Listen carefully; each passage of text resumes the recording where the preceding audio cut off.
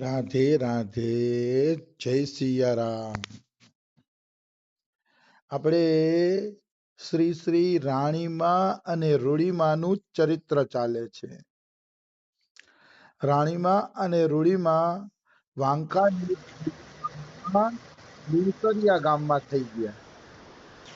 હા તો એમના જે કાકા છે વીરા ભગત, એ વીરા ભગત કેટલા 10-10 શેર કા એમ દૂધ મણ, શેર નહીં મણ દૂધ કાવડ ભરી અને સંતોની સેવા કરવા જાય.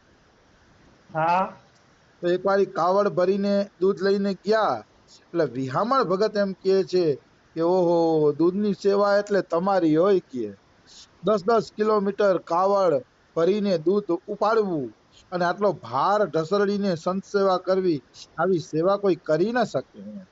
હા આ બધું કરવું બહુ અઘરું છે.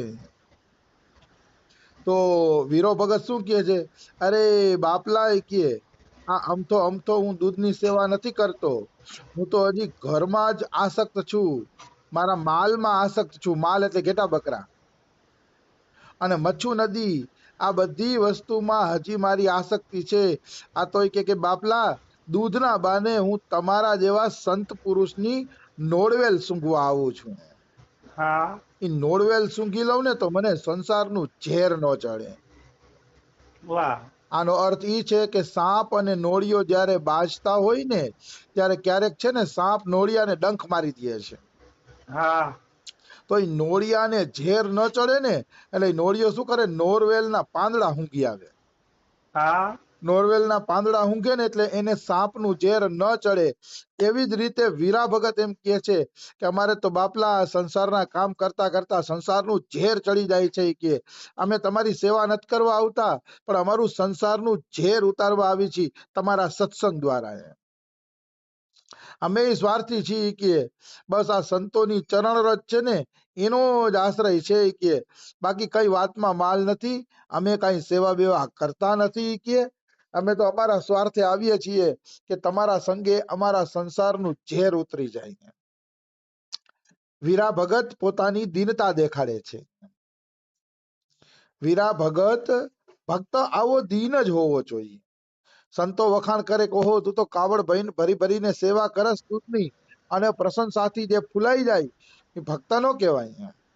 હા એ ભક્ત નો કહેવાય.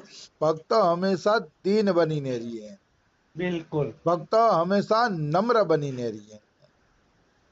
દીન અને નમ્ર ન બને એને ભગત કહેવામાં આવતા નથી. તો વીરા ભગતની દીનતા જોઈને દાનો ભગત બોલ્યા.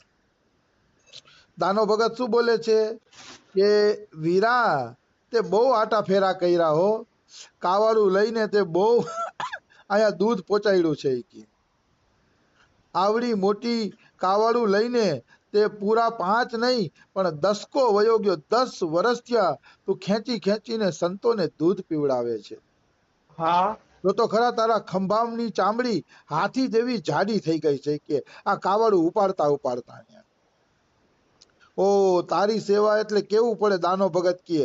પછી દાનો ભગત બધા સંતો સામે જોઈને કહે છે કે ભાઈ હવે તો છે ને આ વીરા ભગત નું કઈક કરવું જોશે હોય કે મતલબ કઈક કરવું જોશે, માને હવે આના કલ્યાણનું કઈક કરવું જોશે.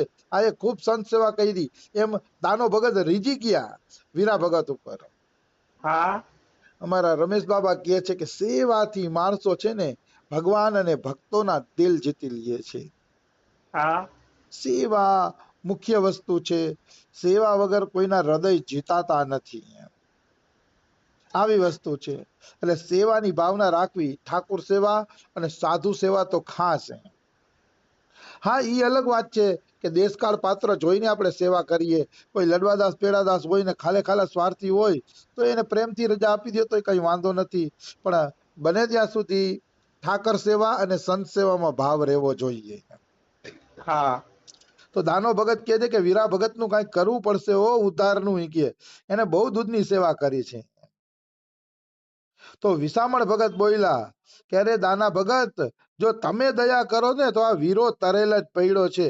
તમારા જેવા સંત એમ કહી દે કે આનું કઈક કરવાનું થાય છે એટલે તો હવે ઈ તરેલ જ પડ્યો છે, તરી જ ગયો એમ માનો. ઈ કે અરે તમે તો ઈ કે લાખુનો ગીગડો જેવી દુઆની સત્તાધાર ચેતાવી પીર થઈ જાય તો પછી વીરાને સિદ્ધ થતા શી વાર લાગે? હા મતલબ લાખું ગીગડો તમારી કૃપાથી જો સત્તાધારમાં પીર થઈ જતો હોય કે તો વીરાને તરતા શું વાર લાગે? હવે એ વીરાભાઈ આ બે સંતોની વાતો સાંભળે છે, પણ સાંભળીને શું બોલે છે ખબર છે વીરાભાઈ? કે મારે પીરાઈની પંચાયતમાં નથી પડવું, મારા બાપ મને સાધુ સેવાના માર્ગ સુજાડો એટલે બસ. વીરો ભગત બહુ સરસ કહે છે, અરે મહાપુરુષો કે તમે મારી સિદ્ધાઈ અને વીરાઈના પંચાયતમાં ન પડો કે મારે સિદ્ધે નથી થવું, મારે મોટો ભગત નથી બનવું, કઈ મને તો ખાલી સાધુ સેવાનો માર્ગ સુજાડો એટલે બસ. કે સાધુ સેવા કેમ કરવી, હા બસ મને સીધી સાદી સાધુ સેવા શીખાડી દો એટલે હું તમારા ચરણોમાં પડ્યો રહું અને નિરાતે સાધુ સેવા કરતો રહી કે હા સાધુ સેવા સિવાય મારે હવે કઈ જોતું નથી, કે નથી મારે સિદ્ધ થવું, કે નથી મારે મોટો મહાપુરુષ બનવું. કે અમે તો માલધારી છીએ, મોરલી વાળા સિવાય કોઈને ઓળખતા નથી, આ સિદ્ધાઈના પંચાયતમાં અમારે નથી પડવું હોય કે અમારે નહીં, અમે તો બસ ટુકડો દઈ અને સાધુ સેવા કરીએ ને એટલે અમારા માટે તો ઈ જ મુક્તિ છે, અમારે બીજી કોઈ મુક્તિ જોતી નથી. વીરો ભગત કહે હા અમારે કોઈ મુક્તિ નથી જોતી, બસ મોરલી વાળાનું ભજન કરીએ અને સાધુ સંતોને ટુકડો આપીએ કે ઈ જ અમારું ભજન, કે બીજું કાંઈ અમારે ભજન કરવું નથી અને અમારે કાંઈ સિદ્ધ થવું નથી. કે ઓમાં આખું ચરિત્ર સંત સેવાનું છે, પણ એ બે એક જ છે, સંત સેવા, ભગવાનની સેવા, ભગવાનનું નામ, કથા, કીર્તન, આ બધા સાધન એક જ છે, અલગ નથી. હા તો વીરો ભગત આવું બોલ્યો ને ત્યારે વિહામણ ભગત બોલે છે કે વીરા ભગત, મોરલી વાળાએ તો ગોપિયું તારા બારણે જ આપી છે, કે તારા ભાઈની દીકરીઓ રાણી અને રૂડી એ પૂર્વ જન્મની વિરહમાં ઝૂરતી ગોપીઓ છે. હા મતલબ વીરા ભગતે કીધું ને કે અમને તો સાધુ સંતની સેવા શીખાડો અને ટુકડો આપતા શીખાડો.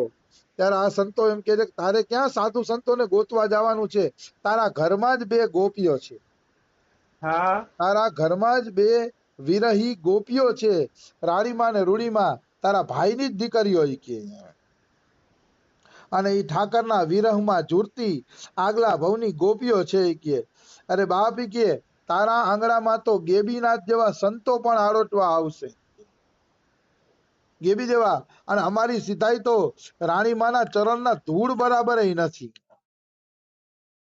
દાનો ભગત કહે છે અને વાત બિલકુલ સાચી છે કે એક ગોપીન કે પ્રેમ में बह गए कोटि कबीर. મોટા મોટા સંતો પણ ગોપીઓની ચરણ ધૂલીની ક્ષમતા ન કરી શકે. એ તો પાકું જ છે. હા કબીરજી હાઈલા જતા હતા, કબીરજી હાઈલા જતા હતા ને તો પાછળથી કોક બોલ્યું, મન ऐसा निर्मल भया जैसे गंगा नीर, पीछे पीछे हरी फिरे कहत कबीर कबीर. મન ऐसा निर्मल भया, જો તમારું મન નિર્મળ થઈ જશે, કેવું નિર્મળ? તો કે જૈસે ગંગા નીર, ગંગાજીના પાણી જેવું તમારું હૃદય ચોખ્ખું થઈ જશે ને તો તમારી પાછળ પાછળ ભગવાન ફરશે. પીછે પીછે હરી ફિરે કહત કબીર કબીર, ભગવાન ભક્તની પાછળ ફરે છે અને એમ બોલે છે કબીર કબીર કબીર એમ બોલે છે. તો આવડો મોટો ભગત કબીર શું કહે છે? કબીરા કબીરા ક્યા કહો જાઓ જમના કે તીર, એક ગોપીન કે પ્રેમ में बह गए कोटि कबीर. આમાં ભક્તની દીનતા પણ છે અને ગોપીઓની મહિમા પણ છે. હજારો સિદ્ધ ભલે ગમે એવા થઈ જાય પણ ગોપીઓની ચરણ ધૂલીની તો તોલે ન જ આવે. એને સર્વસ્વ ત્યાગીને કૃષ્ણને પ્રેમ કર્યો, હા સર્વસ્વ ત્યાગીને કૃષ્ણને પ્રેમ કર્યો, એમાં કોઈ શંકા નથી. એટલે કે છે કે કબીર કબીર શું કરો છો? કે જાઓ જમના તીરે જાઓ, ત્યાં જે ગોપીઓ છે એ ગોપીઓના પ્રેમમાં કરોડો કબીર વહી ગયા. તો અહીંયા દાનો ભગત પણ એમ જ કહે છે કે રાણીમાં રૂડીમાંની અમે ચરણ રજઈ નથી. હજી તો રાણીમાં રૂડીમાં નાના નાના બાળકો છે, તોય આ સિદ્ધ સંતો એમ કહે છે અમે એની ચરણ રજ પણ નથી. હા આ છે ગોપીઓની મહિમા, કારણ કે ગોપીઓએ કૃષ્ણ પ્રેમ કર્યો. ગોપી જેવો પ્રેમ કોઈ કૃષ્ણને કરી ન શકે. રમેશ બાબાજી મહારાજ તો ત્યાં સુધી કહે છે કે રાસ લીલામાં ગોપીઓએ કીધું કે અમને સ્વર્ગ મળે કે નર્ક મળે કે જે મળવું હોય એ મળે, પણ હે કૃષ્ણ હવે અમે તમને છોડીને નહીં જાય. હા અહીંયાથી કૃષ્ણને શિક્ષા મળી, સર્વ ધર્માન પરિત્યજ્ય મામેકમ શરણમ વ્રજ અહમ ત્વા સર્વ પાપેભ્યો મોક્ષ ઇષ્યામિ મા શુચઃ. આ શ્લોક અર્જુનને કીધો ને, આ શ્લોક સર્વ ધર્માન ગોપીઓ પાસેથી કૃષ્ણ શીખા કે બધાય ધર્મો છોડીને આવી રીતે મને પ્રેમ કરવો જોઈએ. વાહ એ શિક્ષા ગોપીઓ પાસેથી મળી. ત્યારે ભગવાને અર્જુનને કીધું કે અર્જુન તું બધાય ધર્મ છોડીને મારી શરણમાં આવી જા, હું તને બધાય પાપોમાંથી મુક્ત કરી દઈશ. આ શિક્ષા ગોપીઓ પાસેથી મળી ભગવાનને, કારણ કે ગોપીઓએ બધાય ધર્મ છોડીને કૃષ્ણને જ પકડ્યા, કૃષ્ણને છોડ્યા જ નહીં. એટલે આ બધી વાત પ્રગટ થઈ.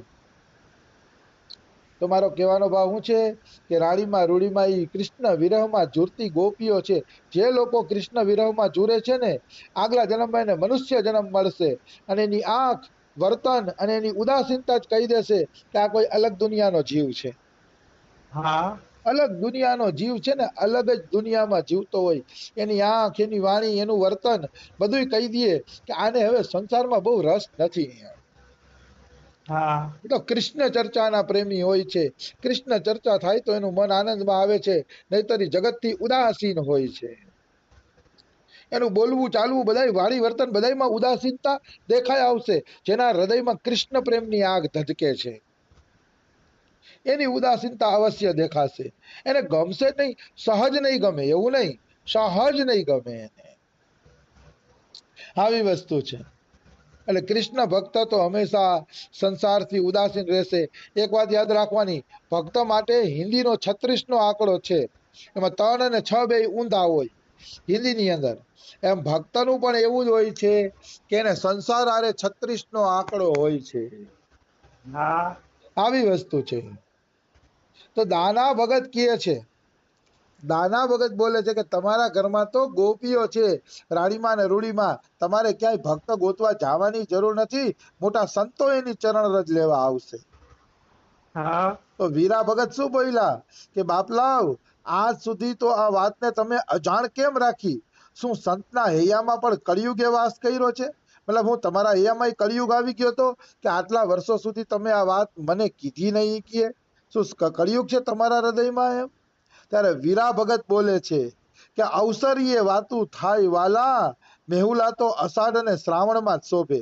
મતલબ અમને ખબર તો કેદુની હતી કે આ ગોપીઓ અહીંયા જન્મી ગઈ છે કે, પણ અમારા હૈયામાં કળિયુગ નથી.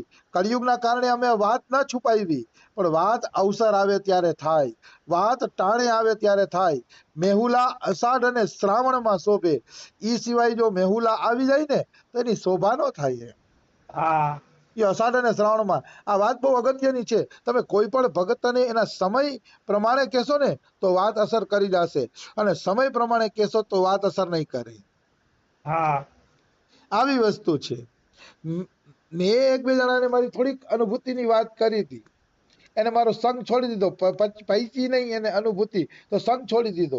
હવે ખબર પડે છે કે વાત અવસરીએ કેવી જ હોય, એનો વિશ્વાસ પાકી જાય ત્યારે કેવી જ હોય. કાચી કેરી તોડી લેવાથી ખટાશ જ આવે, મીઠાશ ન આવે. બિલકુલ. એટલે છે ને એ અવસર ઉપર જ વાત કરવાની. મને ઘણા કહેતા હોય કઈક અનુભવ કયો, પણ એમ એ અનુભવની વાતો ન થાય, એ સમય આવે ત્યારે થાય. હા એટલે વીરા ભગત બોલે છે કે વાલા, અમે તને પ્રેમ તો કરતા હતા વીરા, અને કહેવાનું હતું, પણ વીરા ભગત કે આજ અવસર આવ્યો એટલે હવે અમે બોલીએ છીએ કે તારી મતલબ 10 વર્ષ સેવા કરી ત્યારે આ રહસ્ય ખોલ્યું. એમ થોડા સંતો રહસ્ય ખોલી દે છે કે કોણ કેટલું છે. હા 10 વર્ષ દૂધની સેવા કરી કાવડ હારીને, ત્યારે આવડું રહસ્ય સંતોએ ખોલ્યું કે તારા ઘરમાં જ 2 ગોપીઓનો જન્મ થઈ ગયો છે. એટલે વાતું અવસર ટાણે થાય, એમનેમ થતી નથી. આવી વસ્તુ છે બધી. એટલે એક વાત બધાએ યાદ રાખવી કે કોઈ પણ આપણું અંગત હોય, હૃદયનું હોય, સખી સહેલી હોય કે મિત્ર હોય, કોઈ પણ હોય, હૃદયની વાત કરતા ધ્યાન રાખવું. થોડાક અંગત થાય પછી જ હૃદયની વાત કરવી, એમનેમ કરવી નહીં, કારણ કે એનું અવળું ફળ આવશે, મારો અનુભવ છે.